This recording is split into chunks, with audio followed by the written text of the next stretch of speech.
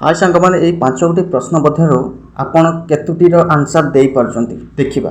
First प्रश्न रही रामायण किए रचना करथिले।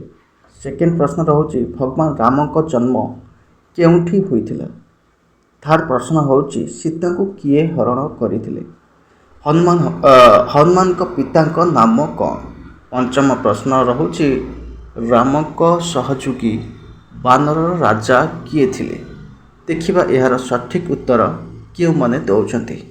आपड़ जदि 5टा साराकर प्रश्न उत्तर दौरान ताले स्क्रीन माध्यम मु नेक्स्ट वीडियो रे आपणकर नाम बहुत जल्दी घोषणा करी। आपण ना सहित आपण गाँव ना भी मेंशन करंतु। से जाए रही जय जगन्नाथ। देखिबा यार सठिक उत्तर क्यों माने संपूर्ण भाव में दौरान।